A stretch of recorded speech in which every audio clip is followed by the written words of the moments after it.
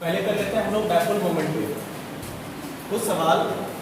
पहले dipole moment पे आपको पता है कि डायपोल मोमेंट कैसे निकाला जाता है। डायपोल मोमेंट क्या होता है, इसके ये जनरली वेक्टर क्वांटिटी होती है और डिनोट करते हैं ऐसे P से। निकालते हैं चार्ज और डायपोल लेंथ के प्रोडक्ट को करते हैं और इनका डायरेक्शन होता है डायपोल मोमेंट का नेगेटिव चार्ज से पॉजिटिव चार्ज की तरफ। ठीक है, नेगेटिव चार्ज से पॉजिटिव चार्ज की तरफ।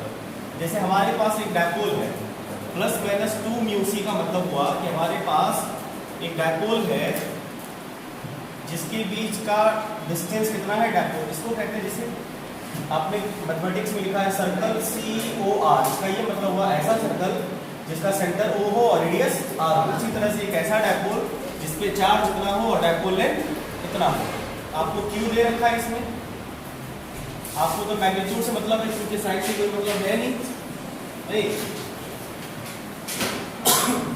तो Q दे रखा है आपको 2 म्यू सी मतलब 2 माइक्रो कूलम।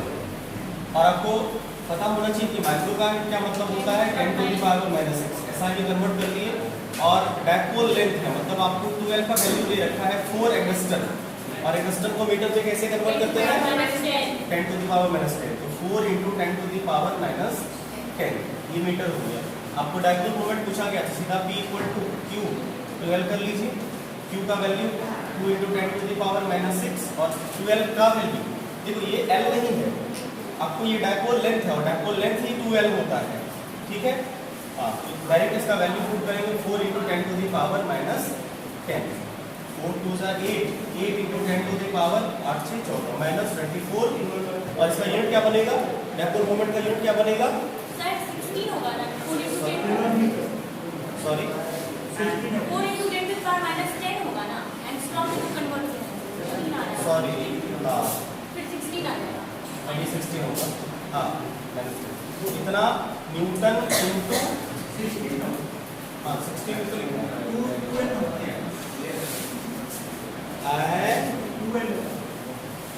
अभी तुरंत ये बात बोल रहे थे। हाँ 12 हो जाए तो क्या करें 2 × L। अब वो अभी तुरंत बताया था ना कि ये डायपोल लेंथ होता है 4 एंगस्ट्रम। हमको पता था कि बच्चे यहाँ पे मिस्टेक करते हैं लेकिन तुमसे नहीं मिलता। ये डायपोल लेंथ है बाबू, डायपोल लेंथ L को कहते हैं कि 12 को कहते हैं। डायपोल लेंथ L को कहते हैं कि 12 को कहते हैं, 12 को कहते हैं। ये डायपोल लेंथ अभी जब पढ़ा रहे थे तब कहा था, जब इस सर्कल को लिखते हैं ऐसे, सर्कल जिसका सेंटर O है रेडियस R है, पढ़ते हैं ना।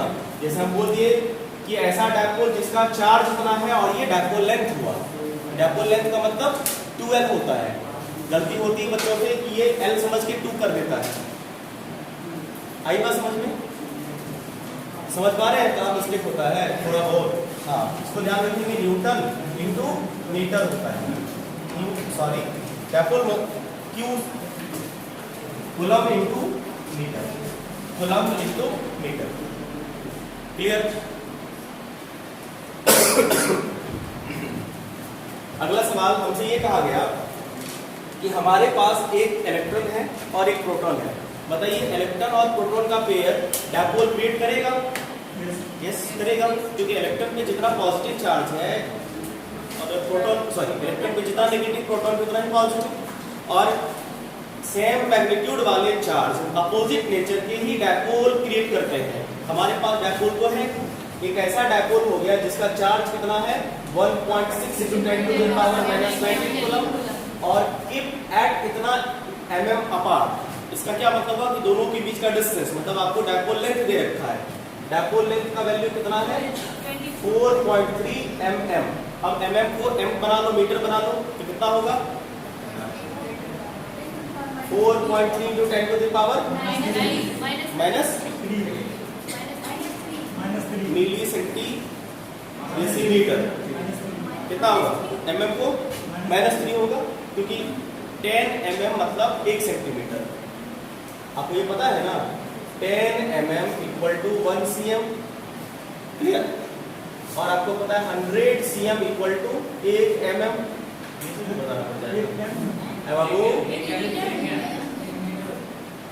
Senti decimetre. अब क्या दिक्कत है? 100 सेंटीमीटर इक्वल्स 1 अच्छा, 100 सेंटीमीटर इक्वल टू 1 मीटर। अब 100 सेंटीमीटर में यहाँ पे ये देखो क्या करें, 1 सेंटीमीटर को 10 से मल्टीप्लाई कर देंगे तो ये 1000 mm बन जाएगा। 1000 mm इक्वल टू 1 मीटर, पता है? ऐसे भी मिली सेंटी डेसीमीटर ऐसे याद रखो, याद होना चाहिए सब सारी चीजें छोटी छोटी। 10 टू द पावर -3 मीटर। Dipole moment P Q Q L। Q का value 1.6 into 10 to the power -19 और 12 का value 4.3 into 10 to the power -3। कितना हो जाएगा? 13.13 मान लेते हैं। मल्टीप्लाई करके कर दीजिएगा, सॉल्व करके सीधा आ जाएगा। अब देखो कुछ सवाल ऐसे रहेंगे कि आपको एक प्लेन में चार्ज को बांट दिया जाएगा। ये सवाल ज्यादा आते हैं कंपटीशन में भी और पेपर में भी, काफी बार पेपर में आ चुका है। उसका बेसिक समझा रहा हूं। जैसे आपको एक्सिस दे दिया जाएगा और एक्सिस पे चार्ज को लोकेट कर दिया जाएगा। ध्यान से समझिएगा। जैसे मान लीजिए हमने एक्स एक्सिस दिया आपको और एक्स एक्सिस पे हमने डायपोल सेंटर को ओरिजिन पे रखा, एक चार्ज को x बराबर 2 mm पे रखा, ये mm में लिया गया और यहाँ पे -mm में लिया गया। आपसे पूछा गया इस सिस्टम का डायपोल मोमेंट फाइंड करें। सिस्टम देख के पता चल ही गया है कि चार्ज का वैल्यू है 2 माइक्रोकूलम और डायपोल लेंथ का वैल्यू कितना होगा? 2 या 4? 2 कितना 4 ना माइनस प्लस। आपको डायपोल लेंथ लेना है, मतलब इनके बीच का डिफरेंस लेना है। तो डिफरेंस तो 4 ही आएगा, 4 mm हो गया। बाकी आपको बताएं dipole P equal to 2 microcoulomb QL। Q का value 2 microcoulomb 10 to the power -6 into और 12 का value 4 mm 4 into 10 to the power -3। Solve करेंगे 8 into 10 to the power -9 coulomb into metre. Coulomb पर मीटर नहीं, मिस्टेक से कूलम पर metre कभी कभी लिखा चला जाता है। कूलम इंटू मीटर होता है। समझ पाए कैसे बनेगा सवाल? आइए तो सवाल आप लोग ट्राई करिए, इसे नोट करिए। अगला क्वेश्चन देते हैं, नोट करिए इसे।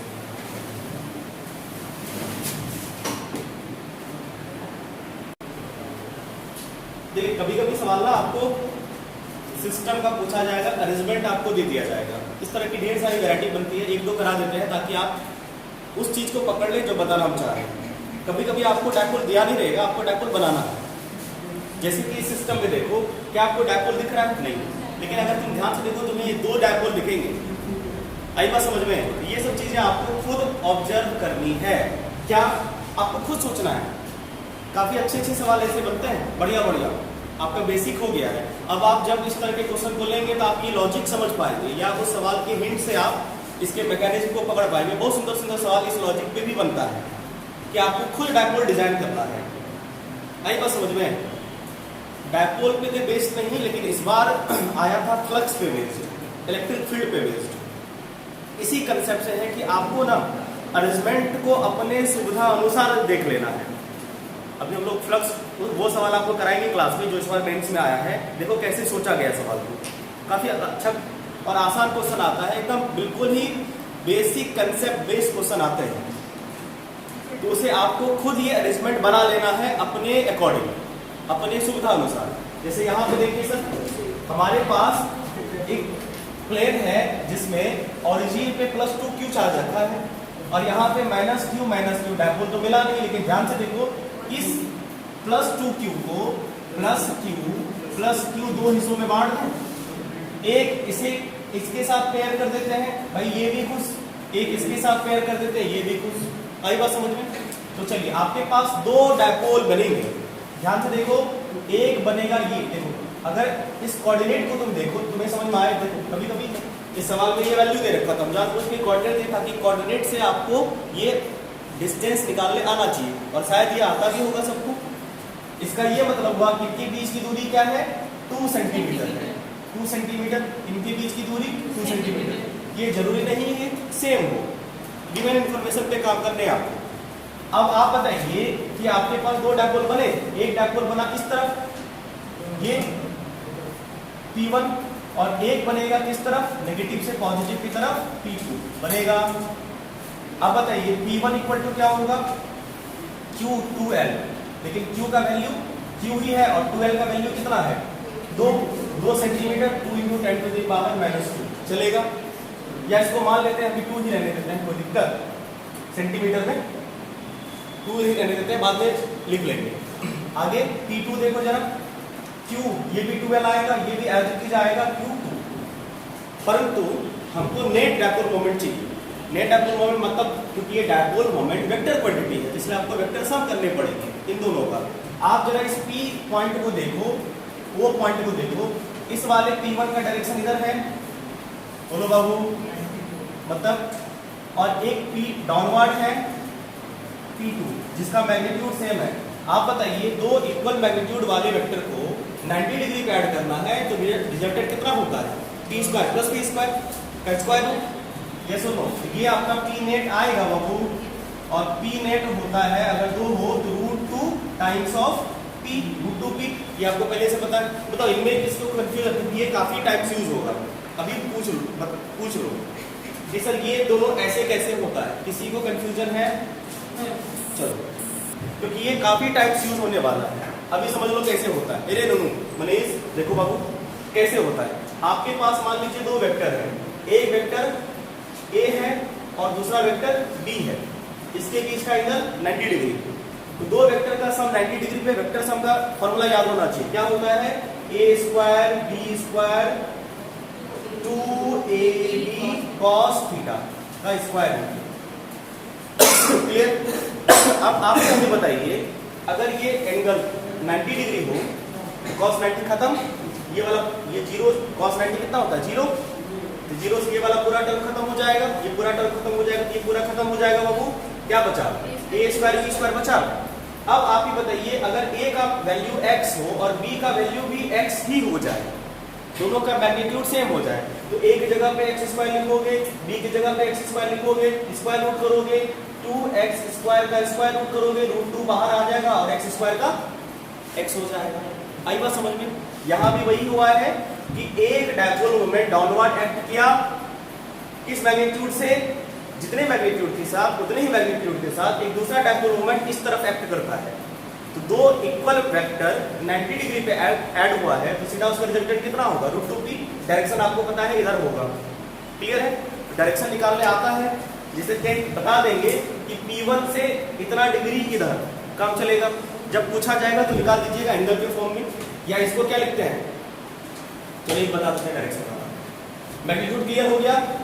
अब आ जाओ, तो हमारे पास जो P नेट आएगा, नेट डायपोल मोमेंट होगा, P नेट होगा, वो हो जाएगा √2 टाइम्स ऑफ P, और P का वैल्यू कितना है, Q × 2L, Q × 2, और 2 का वैल्यू कितना है, मतलब 2 का वैल्यू 2 × 10⁻²।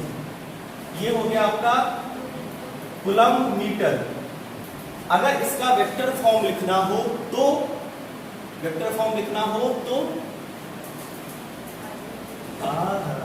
इसका वेक्टर फॉर्म लिखना होगा तो P नेट लिखोगे वेक्टर फॉर्म में, कैसे, ध्यान देना, कैसे, हाँ बोलो, कितना लिखोगे, देखो एक हो गया आपका क्या, ये है डाउनवर्ड माइनस J², तो माइनस Q,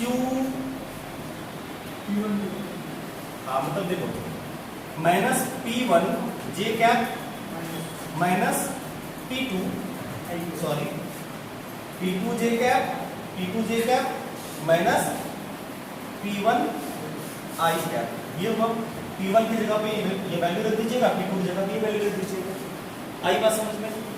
I² J² लगा दो या एंगल लगा दो, तुम्हारी इच्छा। और आपको पता है कि डाउनवर्ड को हम लोग नेगेटिव J कहते हैं और इधर नेगेटिव I होता है। क्लियर नहीं? फिलहाल हमसे मैग्नीट्यूड पूछा गया तो मैग्नीट्यूड का आंसर इतना होगा। क्लियर? तो फाइनली आंसर आ गया कितना, 2√2Q × 10⁻⁻² सेंटीमीटर कूलम्ब × मीटर। आई बात समझ में? क्लियर है ये वाला? चलिए अगला सवाल का आंसर बताइए QD कितना आएगा, QD J²। आप चाहे तो डायरेक्शन भी बता सकते हैं, फिलहाल मैग्नीट्यूड भी बता देंगे, काम चलेगा। कितना बाबू, 2D QD, Q × D, बिल्कुल आइए सॉल्व करें इसे। चलो इसको देखो पहले। देखो हमारे पास यहाँ पे एक सिस्टम है। देखो जानबूझ के इन्होंने ऐसा सिस्टम दिया है ताकि आप 3 डायपोल बना सकें। -3q है, इस -3q को एक -q इसे दे दे, एक -q इसे दे दे और एक -q इसे दे दे, तो 3 डायपोल हमारे पास होंगे। एक डायपोल का डायरेक्शन होगा, एक काम करेगा इस तरफ, एक काम करेगा डायपोल इस तरफ और एक डायपोल काम करेगा इस तरफ। 3 डायपोल हो गए आपके। नहीं बताइए इसके बीच का लेंथ कितना है d, ये भी d, तो बताओ इनके बीच का डायपोल मोमेंट p मान लें। देखो p बराबर q इंटू डी आएगा, q इंटू डी। समझ पाए? ये -3q को हमने -q लिखा। एक -q इसे दिया, एक -q इसे दिया और एक -q इसे दिया। कोई दिक्कत? एक डायपोल मोमेंट आया q इंटू इनके बीच का डायपोल लेंथ d आया, जो कि ये वाला डायपोल जो होगा इस तरफ काम करेगा p, ये वाला जो डायपोल मोमेंट होगा वो इस तरफ काम करेगा p, और ये वाला जो डायपोल होगा वो इस तरफ काम करेगा p। अब आप ही बताइए ये डायपोल मोमेंट एक दूसरे को कैंसिल करेगा। Equal magnitude opposite in direction cancel each other, ये कैंसिल हो गया। तो p नेट कौन हो गया? p नेट आपको इस तरफ मिलेगा, ये वाला p कितना q इंटू डी। और बताओ ये किस तरफ एक्ट कर रहा है? पॉजिटिव जे कैप, पॉजिटिव जे कैप। समझ पाए सर? क्लियर है एकदम बिल्कुल? अगला सवाल बताइए। इसका ऑप्शन आएगा सी। हाँ सही आएगा, इसे नोट करिए और अगला सवाल देखिए, तब तक अगला क्वेश्चन लिखते हैं। आइए इसे कर ले। देखो कभी कभी सवाल स्टेटमेंट के फॉर्म में होंगे। देखो हर वैरायटी हम आपको करवा रहे हैं। एक तो मान लो अगर आपको सिस्टम फिगर के फॉर्म में दे रखा हो, दिया रहता है काफी बार, किसी भी तरह का फिगर होगा, आपको डायपोल ढूंढने हैं और उनका लेंथ ढूंढना है, डायरेक्शन ढूंढना है, बाकी आप सॉल्व कर लेना। और कभी कभी स्टेटमेंट होगा, मतलब आपको ड्राइंग खुद करना है, इसको आप पोजीशन खुद लोकेट करना है। जैसे ये देखो, कभी राइट एंगल ट्रायंगल पे होगा, कभी इक्विलेटरल पे होगा, कभी किसी भी ट्रायंगल पे दे देगा। ठीक इसी ट्रायंगल को ना बोल के वो 3 कोऑर्डिनेट देता, और 3 कोऑर्डिनेट्स आपको ये पता नहीं चलता कि ये ट्रायंगल है कि नहीं है। जब उसको आप ड्रॉ करते फिर आपको पता चल जाएगा, ये जो इक्विलेटरल है या तो आइसोसेलेस से कुछ है। कोऑर्डिनेट समझ, जैसे एक्स वाई जेड होता है ना, एक्स वाई जेड आपको दे देगा या एक्स वाई दे देगा, तीनों कोऑर्डिनेट आपको दे देगा। क्लियर? चलिए हमारे पास एक इक्विलेटरल ट्रायंगल है जिसके 3 वर्टेक्स होंगे, ए बी सी इन्होंने कहा, और इस तरह से कि तीनों इक्विलेटरल है तो साइड्स तो सेम ही होंगे।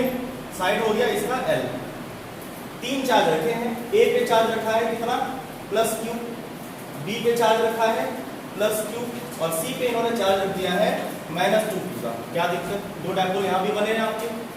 एक डायपोल इस -2q को हम लोग एक q इसे दे देते हैं, एक q माइनस इसे देते हैं, तो 2 डायपोल बनेंगे। एक डायपोल बनेगा आपका इस तरफ और एक डायपोल बनेगा इसका इस तरफ बनेगा।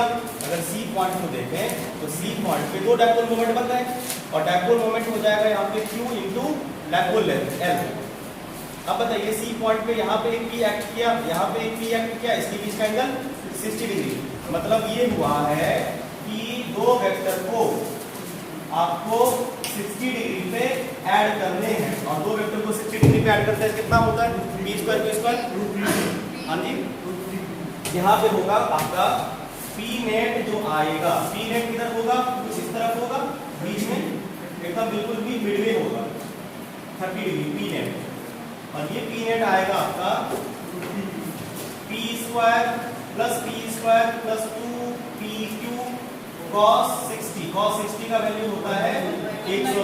हाँ तो ये हुआ p स्क्वायर, और ये हो जाएगा 1/2 कट के 3p स्क्वायर। समझ पाए? क्योंकि cos 60 होता है 1/2 से 2 कैंसिल आउट, तो बचे p स्क्वायर 3p स्क्वायर। मतलब आपका आंसर हो गया p√3, और p का वैल्यू आपको पता है कितना? QL√3, मतलब आंसर हो गया आपका √3QL। √3QL is your answer. Direction आपको पता है इस तरफ। क्लियर? 30 डिग्री इससे, BC से 30 डिग्री अबव या AC से बिलो, जो भी कर दो। अगर इसको ऐसे भी लिखा जाता है A C clockwise 30 degree, sorry A C anticlockwise 30 degree, B C clockwise 30 degree, कुछ भी आप किसी भी सेंस में डायरेक्शन को लिखने के अलग अलग तरीके, आई जे के फॉर्म में लिखिए, आप क्लॉकवाइज एंटी क्लॉकवाइज बता दीजिए कहाँ से या कहाँ से पोजीशन बता दीजिए, सारी चीज़ें वो डिपेंड करता है कि आपका ऑप्शन कैसा है, उस हिसाब से ऑप्शन में किस मैग्नीट्यूड की बात की गई है तो आपका आंसर हो गया सी। हमें लगता है डायपोल मोमेंट पे किसी भी तरह के सवाल होंगे तो कर लेंगे। आइए डायपोल की वजह से फील्ड पे एक दो सवाल कर लेंगे, टर्क पे सवाल किए हैं, अगर समय बचा तो एक और करेंगे। डायपोल फील्ड की वजह से करें सवाल, ठीक, इसे मिटाएं। आपको ये पता होना चाहिए कि इलेक्ट्रिक डायपोल की वजह से अलग अलग पोजीशन पे फील्ड कैसे होते हैं। आइए उसे आपको फॉर्मुलेट करते हैं एक बार, देखिए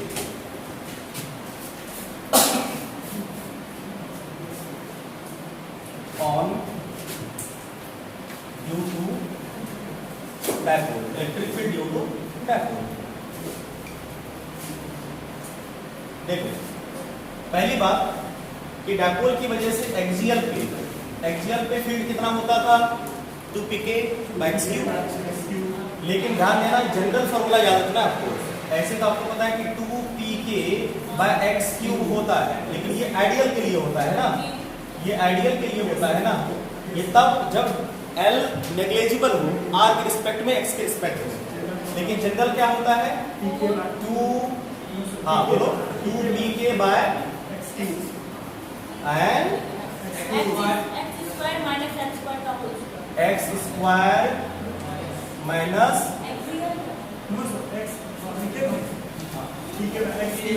pk by x³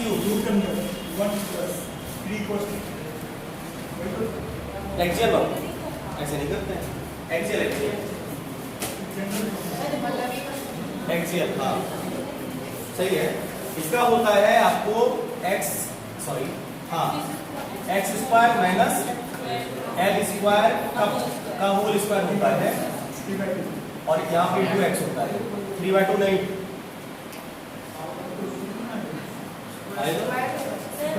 sorry whole square होता है, ये ना होता है, सही है। देखो कैसे, देखो क्योंकि अब ये L नेग्लिजिबल होगा, L एलिमिनेट होगा, x की पावर 4 एक x कटेगा, x की पावर q आई बात समझ। ये हो गया आपका जनरल, ये तब यूज करेंगे जब L can be neglected with respect to x। Example के लिए बताते हैं कैसे नेग्लेक्ट होगा। जैसे मान लीजिए आपके पास L होगा 2 mm, ध्यान दो, और x होगा 2 किलोमीटर, नेग्लेक्टेड। परंतु अगर L 2 mm हुआ और x आपका 2 सेंटीमीटर हुआ, क्या नेग्लेक्ट करोगे? नहीं करोगे, तो जनरल फॉर्मूला यूज करेंगे। आई बात समझ में? कब नेग्लेक्ट होगा, कब नहीं होगा। दूसरा फॉर्मूला हमने सीखा है E इक्वेटोरियल, और E इक्वेटोरियल होता है pk bye x³, pk bye x³। और जनरल फॉर्मूला इसका याद रखो, ये आइडियल के लिए होता है। हाँ जनरल फॉर्मूला बोलो बाबू, फिर जनरल फॉर्मूला बोलो, pk बाय x स्क्वायर में होता था, x स्क्वायर प्लस ये वाला पक्का, x square plus l square के पावर 3/2। क्या करेक्ट है? देख लो एक बार, गलत है, प्लस ही तो लिखना है, सही है, देख लो, याद रखा करो फॉर्मूला बाबू। जी हाँ सही है, नहीं सही है, गलत लिखा क्या? माइनस लिखा है, डेरिवेशन में माइनस था, एक बार चेक कर लो बाबू, चेक कर लो, प्लस होता है, हाँ डेरिवेशन बताया। और तीसरा थर्ड वन कभी कभी आता है एक रैंडम पोजीशन पे, कहीं भी नहीं, एनी पॉइंट पे होता है, pk बाहर कर लो, x³ बाहर कर लो, और ये होता है 1 + 3 cos and 3 cos square theta ना, 3 cos स्क्वायर थीटा। ये कुछ फॉर्मूले हो गए जिसकी वजह से आपको किसी भी पॉइंट पे डायपोल की वजह से फील्ड निकालने में आपको हेल्प करेगी। क्लियर है? आपको जनरल फार्मूला याद रखना पड़ेगा क्योंकि सवाल बोर्ड में आए हैं, इसीलिए कि आपको जनरल फार्मूला आता नहीं आता है कि कब आप आइडियल यूज करेंगे और कब आप जनरल यूज करेंगे। सवाल करें, आइए क्वेश्चन करते हैं।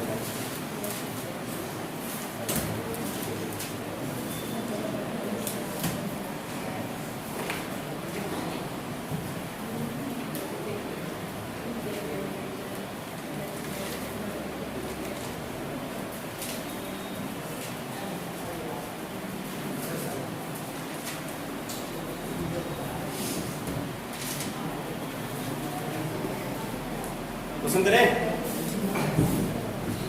चलिए है बाबू। हाँ एक्स क्यू, सॉरी याद रखो एक्स क्यू,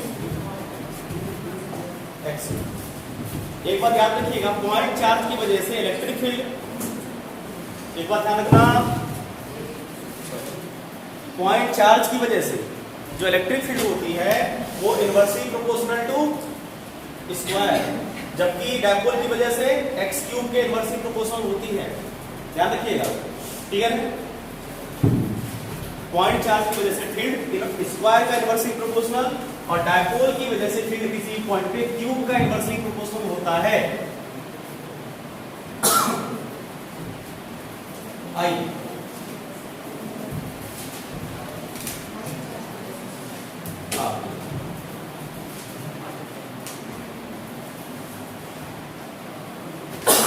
सवाल ये है हमारे पास कि एक डायपोल है, नहीं एक डायपोल है जिसका charge plus minus 25 into 10 to the power -9 coulomb और डायपोल लेंथ 6 मीटर अपार्ट। ये डायपोल है, हमसे पूछा गया find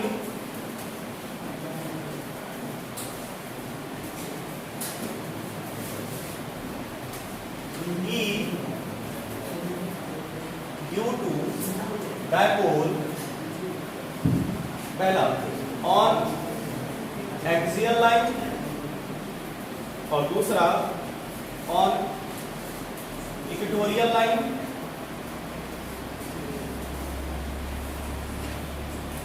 at a point 4 meter from dipole centre, from dipole centre. चलिए हमें लगता है इसे हमें सॉल्व करना पड़ेगा, आप लोग करेंगे, करिए इसे सॉल्व करें। कैलकुलेशन है सीधा, एक्सियल लाइन है और इक्वेटोरियल लाइन है और एक डायपोल इसकी वजह से निकालनी है। अब आप जरा देखो कि डायपोल लेंथ है 6 मीटर और किस पॉइंट पे निकालना है 4 मीटर। इसका मतलब आप इसको नेग्लेक्ट नहीं कर सकते, ये आइडियल डायपोल नहीं है, मतलब आपको जनरल फार्मूला ही लगाना है। समझ गए? क्या डिस्टेंस आपको दिख रहा है कि कैन बी नेग्लेक्टेड? नहीं।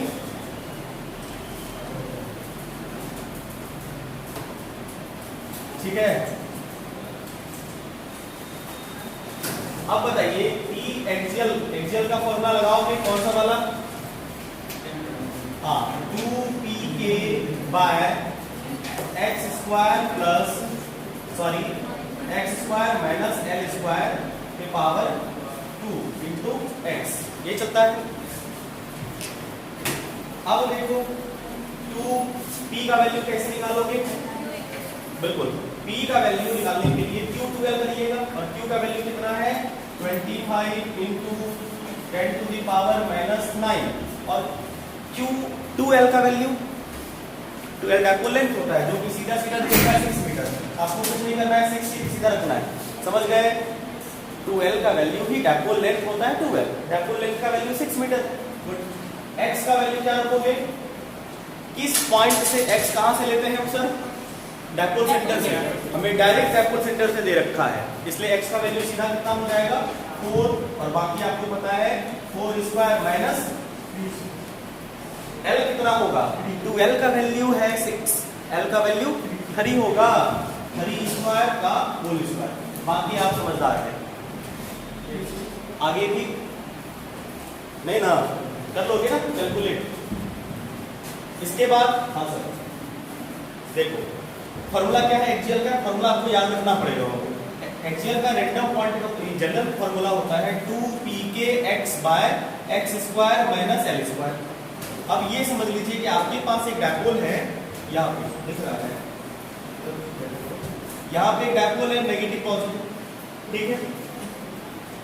इसके बीच का डिस्टेंस कितना है? ये डिस्टेंस है आपके पास 6 मीटर, और आपसे बोला है कि जो डायपोल सेंटर है इससे 4 मीटर के डिस्टेंस पे आप हमें फील्ड बता दें, मतलब जस्ट तनी के बगल में बता दें। आपके लिए ये वैल्यू जो होगा वो 12 होगा, और ये वैल्यू आपके लिए x होगा। तो x का वैल्यू कितना है? 4। क्यों? हाँ बाबू, किसका वैल्यू?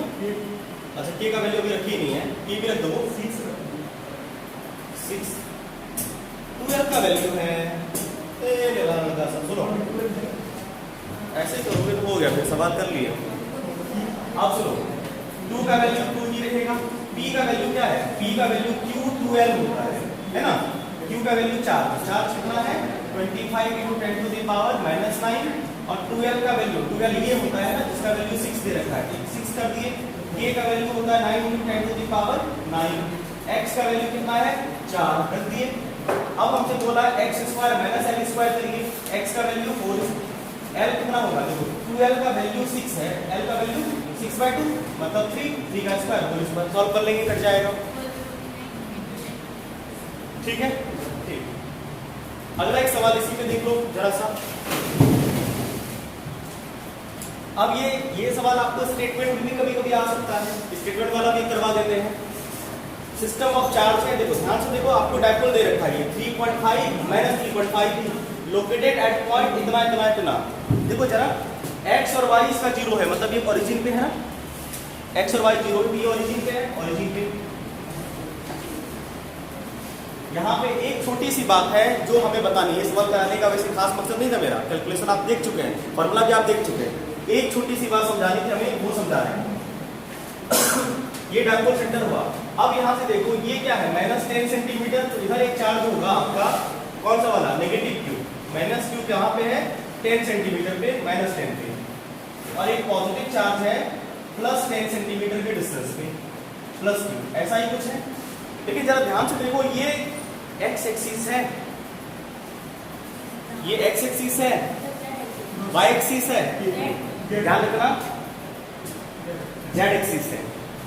आई बात समझ रहे हो? मतलब इधर होगा +z और इधर होगा -z, क्योंकि इसका आंसर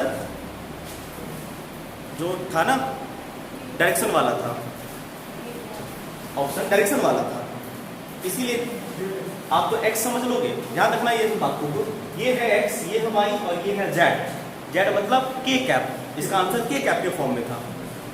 आप ही बताइए, डायपोल मोमेंट का डायरेक्शन किधर होगा? नेगेटिव चार्ज से पॉजिटिव चार्ज की तरफ।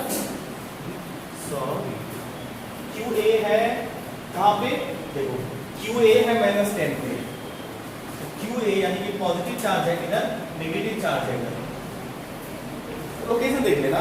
तो अब बताइए, इसका डायपोल मोमेंट का डायरेक्शन किधर होगा? -k में। P का जो डायरेक्शन होगा वो -k कैप के अलोंग होगा, -k कैप के अलोंग होगा। कैसा लगता है? नेगेटिव से पॉजिटिव चार्ज की तरफ किधर होगा? -z में नहीं है। ऐसा खतरनाक एक्सप्रेशन लोगे हुआ। अब सॉल्व करें। क्या हमसे ये पूछा गया है कि बताइए इसका डायपोल मोमेंट क्या होगा इस सिस्टम का? इस सिस्टम का डायपोल मोमेंट हो जाएगा P/Q/2L ओनली। इसी एक्चुअल पे नहीं बोला है, सीधी सी बात। Q कितना? 3.5 × 10⁻⁻7। अब 12 का वैल्यू कितना होगा? 10 + 10 20 × 10⁻⁻2। आगे 12 डायरेक्शन कौन बताएगा? -k कैप होगा, तो इसका डायरेक्शन होगा नेगेटिव चार्ज से पॉजिटिव -z के अलावा। या इसका आंसर 30 ऊर्जा कितना होगा? 7 × 10⁻⁻7 × 9 1 8 रे 9 होगा ना, 37 3.5 कैसे? 35 × 20 से तो कट ही जाएगा, 7 9 आएगा। फिर 3.5 इंटू 20 2 नहीं है, तो 3.5 इंटू 20 एक जीरो घटा 35 गुना 70, अच्छा ये जीरो आएगा, एक जीरो आएगा घटेगा -8, या आप इसको ये भी लिख सकते हैं -7। देखो लिखने का तरीका समझा रहे हैं, आंसर आपको किस फॉर्म में होगा, छोटी छोटी बातें हैं जहां पे मिस्टेक होती है। इसको ऐसे भी लिख सकते हैं आप, -7 इंटू 10 टू द पावर -8 ये क्या, ऐसे भी लिखा जा सकता है, कोई दिक्कत? लिखने का तरीका समझ में आया? पक्का?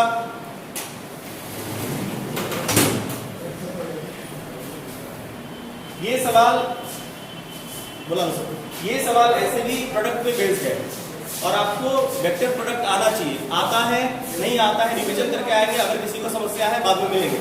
सीधा आपको क्या करना है, टर्क निकालने के लिए आपको P क्रॉस E करना है और कुछ नहीं करना है। और P क्रॉस E कैसे करते हैं पता है आपको? आई बात समझ में? ऐसे हो जाएगा, अब मान लीजिए कभी कुछ डायपोल मोमेंट दे दिया जाएगा, कभी एंगल दे दिया जाएगा, बोलेगा टर्क बताओ, P sin थीटा लगा दोगे, P sin थीटा लगा दोगे, डायपोल लेंथ जैसे इसी मान लो यही सवाल होता और इसको किसी पर्टिकुलर इलेक्ट्रिक फील्ड में रख देता, तो क्या करते हैं हम लोग P निकाल लेते हैं, E पता है थीटा कितने एंगल पे निकाल के सॉल्व कर लेंगे क्या? तो ऐसे कुछ प्रॉब्लम होंगे जो आपको डीपीपी भेजा गया है और जो भेजा जाएगा आ जाएगा तो डीपीपी इसे सॉल्व करेंगे, बाकी डाउट फिर हम लोग अगले डाउट क्लास में बात करेंगे। इसके लिए अलग से आपको फिर डाउट क्लास मिलेगा, ये प्रॉब्लम हमें जो करवाना हमने आपको करवाया, अलग से फिर आपके लिए डाउट क्लास का अरेंजमेंट होगा। आज के लिए इतना ही, धन्यवाद।